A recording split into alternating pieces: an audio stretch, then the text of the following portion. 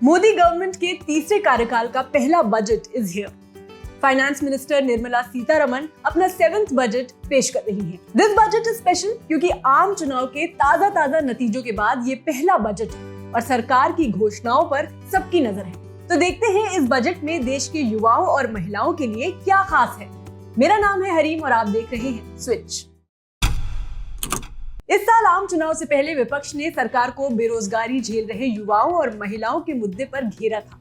ऐसे में ये देखना दिलचस्प है कि इन कैटेगरीज में सरकार बजट में क्या तोहफे दे रही है। एक्सपर्ट्स का मानना है कि अपने तीसरे कार्यकाल के फर्स्ट बजट में सरकार महिलाओं और युवाओं के लिए खजाना खोल सकती है, जैसे युवाओं के लिए रोजगार बढ़ाने के तरीके।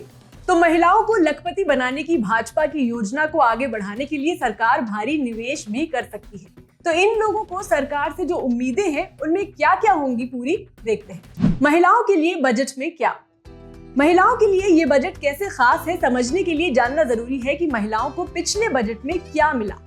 इंटरिम बजट में महिलाओं को फाइनेंशियली इंडिपेंडेंट बनाने के लिए 83 लाख सेल्फ हेल्प ग्रुप से जुड़ी 9 करोड़ महिलाओं में से 3 करोड़ महिलाओं को लखपति दीदी बनाने का लक्ष्य तय किया गया था।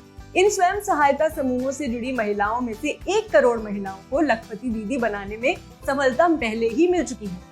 अंतरिम बजट में बताया गया था कि 30 करोड़ विमेन एंटरप्रेन्योर्स को मुद्रा योजना लोन दिए जाने और हायर एजुकेशन में महिलाओं के एडमिशन लेने में बीते 10 सालों में 28% का उछाल आया है। सरकार ने फरवरी के बजट में सर्विकल कैंसर से बचाव के लिए 9 से 14 साल की उम्र की लड़कियों का वैक्सीनेशन कराने का भी ऐलान किया था। माताओं और बच्चों को बेहतर पोषण प्रोवाइड करने के लिए सक्षम आंगनवाड़ी और पोषण 2.0 के अंडर आंगनवाड़ी केंद्रों के अपग्रेड में तेजी लाने का ऐलान भी किया गया। मिशन इंद्रधनुष के तहत टीकाकरण के लिए यूविन प्लेटफॉर्म बनाने का ऐलान किया गया, जिससे घर बैठे ही वैक्सीनेशन से जुड़ी इंफॉर्मेशन अवेलेबल हो सके। आशा और आंगनवाड़ी कार्यकर्ताओं को भी आयुष्मान भारत योजना के तहत अस्पतालों में इलाज की सुविधा देने का भी ऐलान किया वित्त मंत्री ने। और महिलाओं को उम्मीद है कि ये सभी चीजें इस बजट में कंटिन्यूड रहेंगी। लेकिन इसके अलावा बजट में महिलाओं के लिए और क्या बड़े चेंजेस हो सकते हैं ये भी जान लेते हैं। देश में करीब 12 साल पहले महिलाओं के लिए अलग टैक्स की सुविधा थी। इसमें महिला टैक्स पेयर्स के लिए इनकम टैक्स में बेसिक एग्जेम्पशन लिमिट जो थी वो पुरुषों के मुकाबले थोड़ी ज्यादा होती थी, यानी महिलाएं पुरुषों की तुलना में कम टैक्स चुकाती थी। लेकिन कांग्रेस सरकार ने फाइनेंशियल ईयर 2012-13 में इसको खत्म कर दिया था। तब सरकार ने महिलाओं और पुरुषों दोनों के लिए सेम टैक्स स्लैब पेश किया था। तब से महिलाओं के लिए कोई अलग टैक्स स्लैब नहीं है। But as per experts you never know कि इस बार मोदी सरकार महिलाओं के लिए अलग से टैक्स स्लैब ले आए और उनके लिए जो टैक्स एग्जेम्पशन लिमिट है वो बढ़ा दे।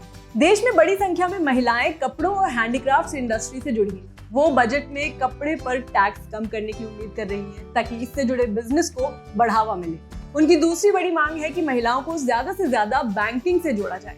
महिलाएं self employment and skill development budget में सरकार से विशेष ऐलान की उम्मीद भी कर रही हैं। इसके अलावा एक ऑब्जर्वेशन ये है कि सैलरीड एम्प्लॉइज को हाउसिंग लोन में नई टैक्स व्यवस्था में इंटरेस्ट के डिडक्शन का कोई लाभ नहीं होता है। महिलाओं का कहना है कि सरकार को इस डायरेक्शन में कुछ ऐसा करना चाहिए जिससे ये लाभ मिल सके। एज पर एक्सपर्ट्स इस बजट में महिला एंटरप्रेन्योर्स के लिए टैक्स में छूट और वर्किंग मदर्स के लिए पेड लीव बढ़ने की उम्मीद है। साथ ही इस बजट में नेशनल हेल्थ इंश्योरेंस स्कीम के अंडर अलाउंस बढ़ाना और लड़कियों के लिए एजुकेशन बेनिफिट्स बेहतर करना जरूरी कदम है। इंडिया में स्पेशली लड़कियों की एजुकेशन को प्रायोरिटी देने के साथ फाइनेंशियल इंक्लूजन और हेल्थ केयर के बुनियादी ढांचे को मजबूत करना जरूरी है। अब जल्दी समझते हैं युवाओं के लिए बजट में क्या है। किसी भी देश का युवा उसके फ्यूचर का फाउंडेशन होता है। यहाँ भी देख लेते हैं कि इंटरिम बजट में देश के यूथ के लिए क्या प्रॉमिसेस किए गए थे। वित्त मंत्री ने इंटरिम बजट में बताया था कि स्किल इंडिया मिशन के तहत देश में 1.4 करोड़ युवाओं को ट्रेन किया गया है। साथ ही 54 लाख युवाओं को अपस्किल या रीस्किल किया गया है। पीएम मुद्रा योजना के तहत युवा एंटरप्रेन्योर्स को 43 करोड़ के मुद्रा योजना लोन दिए गए। देश में 3000 नए आईटी इंस्टीट्यूट्स बनाए गए। देश में 7 IIT, 16 triple IT, 7 IIM, 15 AIIMS और 390 यूनिवर्सिटीज बनाई गई। हालांकि ऑपोजिशन ने सरकार को हमेशा बेरोजगारी पर घेरा है। विपक्षी दलों के अनुसार सरकार युवा वर्ग में बढ़ रही बेरोजगारी की समस्या को लगातार नजरअंदाज कर रही है और सेना में अग्निवीर जैसी योजनाएं लाकर उनके भविष्य के साथ खिलवाड़ कर रही है। अब इसके अलावा बजट में बेरोजगारी की मार झेल रहे युवा वर्ग को कई उम्मीदें हैं और युवाओं के लिए सबसे बड़ी बात रोजी रोटी की प्रॉब्लम सॉल्व करना ही है। नेशनल करियर सर्विस पोर्टल पर 1.09 करोड़ पोस्ट लिस्टेड हैं, जबकि नौकरी के लिए अप्लाई करने वालों की संख्या 87.2 लाख ही है। यानी नौकरी की संख्या बढ़ने के बावजूद युवाओं को काम नहीं मिल पा रहा है। इसकी वजह जॉब के पैरामीटर्स पर कैंडिडेट्स का खरा ना उतरना है। कुछ मामलों में कॉन्ट्रैक्ट पर जॉब या कम सैलरी होने पर भी लोग नौकरी के लिए अप्लाई ही नहीं करते। तो इस सिचुएशन में सुधार के लिए भी सरकार से इस बजट में कदम उठाने की उम्मीद है। ऐसे इन्फॉर्मेटिव वीडियोस के लिए देखते रहिए स्विच।